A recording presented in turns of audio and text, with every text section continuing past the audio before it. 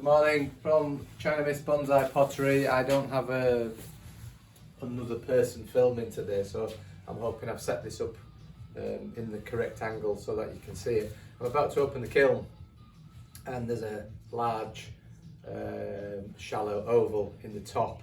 So tape measure at the ready, and this is the stressful part of pottery, which every potter will relate to, as in your heart's in your hands or your head to make sure that everything has worked, and the kiln gods, as we sometimes call them, have been kind to us. So first thing, other than feeling the heat coming out of this, I'm not so sure, and I hope you can see it, is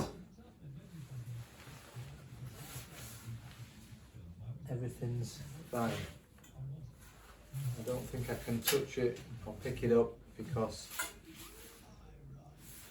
it's too hot. But for those of you who are interested, because there's a couple of you,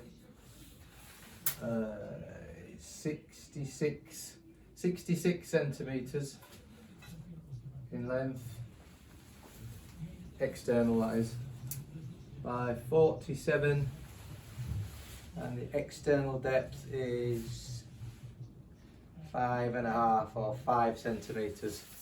So I can give further details, further dimensions. I am going to try and maybe just lift it out. It's heavy. It's a heavy one. There you go. Hopefully you can see that. I need to have a look at the glaze, see if that's all come to plan. But I think generally, yeah, we're all right. There you go. One out.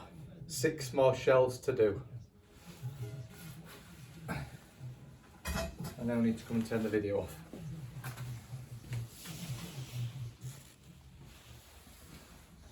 Okay, the last video seemed to work well, so I thought I would continue filming and recording, undoing each shelf of the kiln.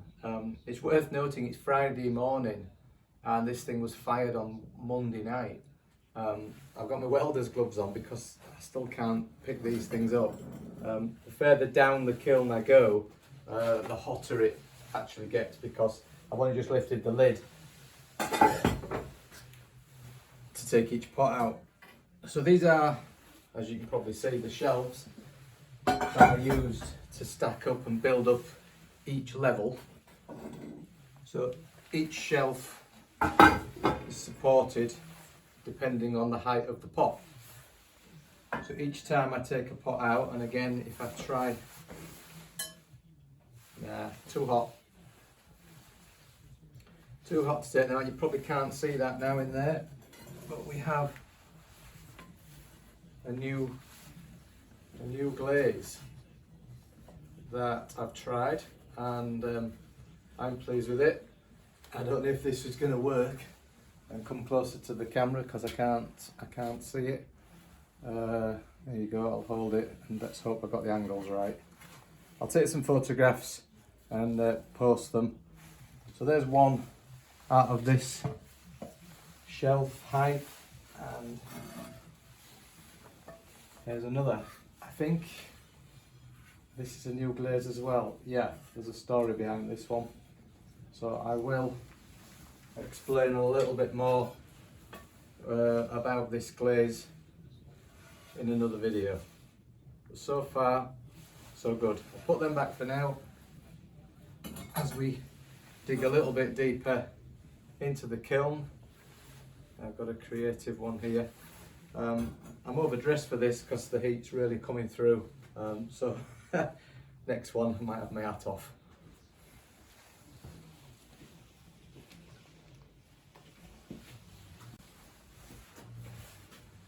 I mentioned in the last video about the spacers.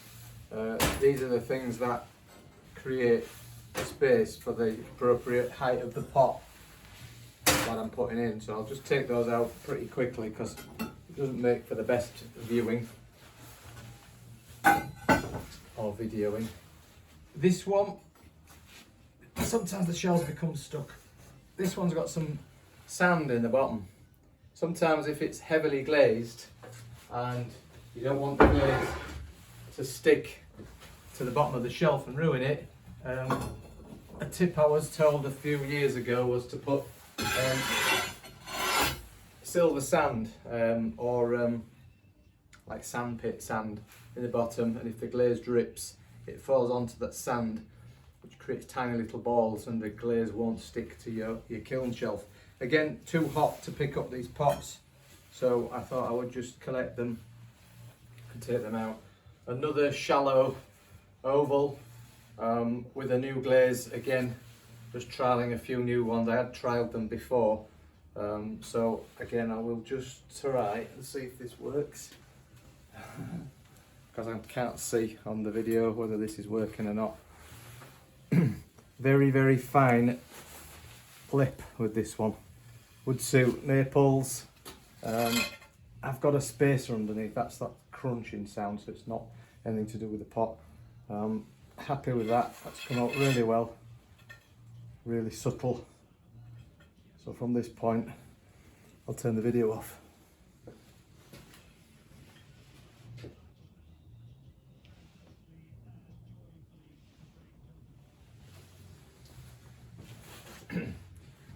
And the kiln reveal continues. Third shelf. As you can probably see each time, these shelves do get a little bit stuck. So I'm just being ultra careful. I've got a commission in here and a couple of pots for sale and a couple of interesting ones. So,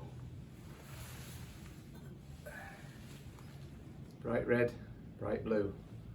Yeah, bright red, bright blue. Really happy with that. I've got a fantastic result, if I say so myself, with, I don't know if this is visible, I'll move it around in case it's not.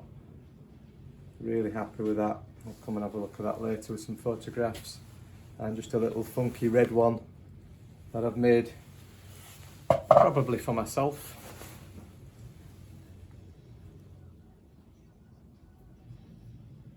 There we go. And again, I don't know if I'm showing that actually in the right thing.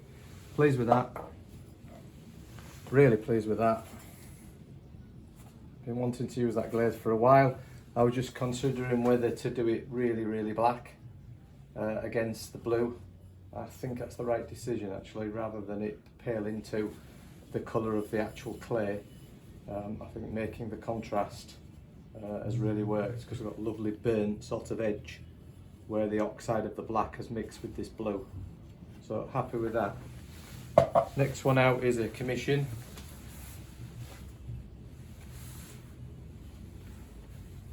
There we go, we've got some drips going on with that one. And usual thing with pottery, what's expected to pick up sometimes doesn't. This has got a pink coming through here. Pink, if you can see it, the pink's supposed to have come through the top, and it has done really subtly, probably a bit, not as much as it should. Just caught that drip there as well, which is useful. So we'll have a look at that one later. As you probably realise, this kiln's quite big, it's like Doctor Who's TARDIS. And we've got another oval. A fabulous result again. I'm on a roll here, let's just hope it continues. I've got a light blue, I call this glaze rust, for reasons that you can probably see, or hope you can see, as I keep saying I'm doing this without anybody else helping me film it.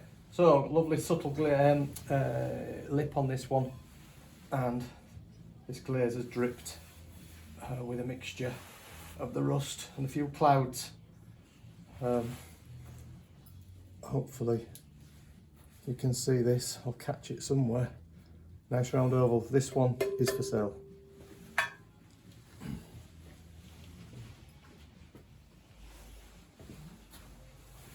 Next shelf, which I use this shelf upside down. Previous errors and mistakes that other potters will relate to is where you've had glaze on something or a test and it's dripped onto the pot, onto the kiln shelf, and it makes a real mess. This is set solid, it was a few years ago, and I use this shelf that way around. You can grind this stuff off, sometimes it makes even more of a mess. So yeah, these shelves are expensive, especially the larger they are. Okay, next up I've got a suiban.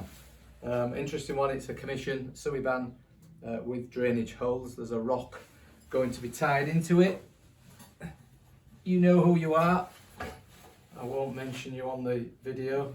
A lot of texture, a lot of dark colour, shallow, oval. The size is appropriate because there's a rock going to be planted in here. The rock is about 400-500 mil high. The pot is somewhere around 500 mil from memory, and I wanted to pick up some of the dark texture in here with this one as well. So they're still fairly hot. We've got 2 more shelves to go.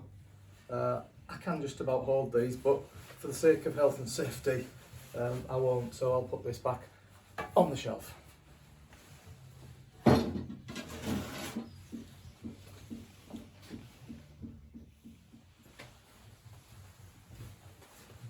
Final shelf, or at the bottom of the kiln now.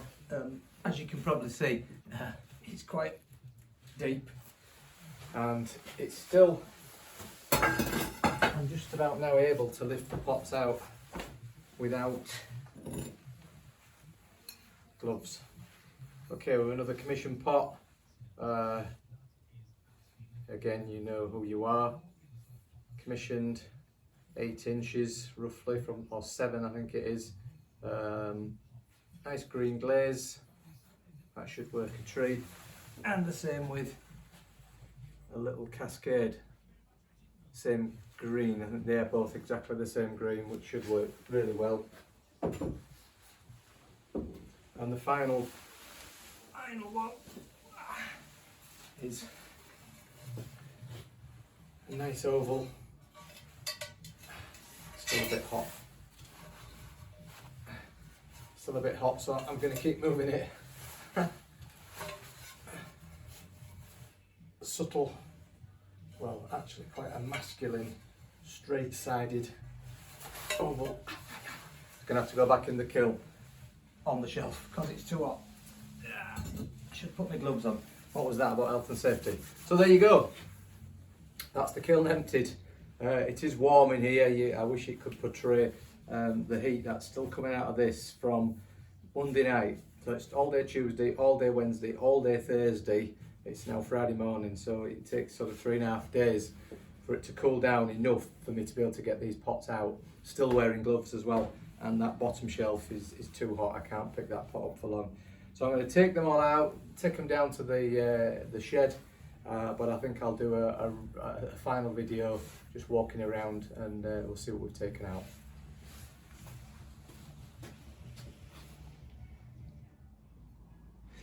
Okay, so following on from all of those pots coming out of the kiln, I thought I'd now just do a little close-up on some of the results.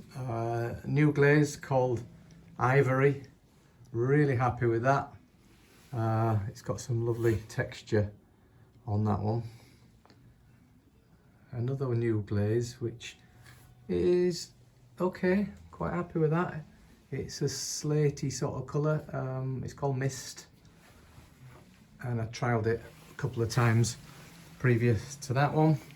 I did show that one earlier on. It's a creative kind of primitive with a bit of a green, black oxide, so accents. Probably might go to my cacti range, possibly. There's the large oval that was on the top shelf, first one out. You can see behind there's a couple of things drying. Again, a very subtle, shallow oval, nice subtle lip on there in the ivory glaze. A couple more bits I didn't actually video whilst I was emptying the kiln. Another oval, this one's the one called Rust. I'll just zoom in if I can on that glaze because I've got some nice effects on there. Going across is the one I may keep for myself. This one is called Marine. I've been trialling this blue for a while just to see what kind of result I would get from that. I'm happy with that one. There's a commission one behind it, which has got some very subtle pink glaze coming out of that one. A couple more commissions with the round ones, and quite a chunky oval, a round oval as I call these, because it's not that elliptical shape. Quite a thick top on there, and that completes everything out of the kiln, with the exception of the suiban. That has picked up some really nice texture to match with the rock that's going on it.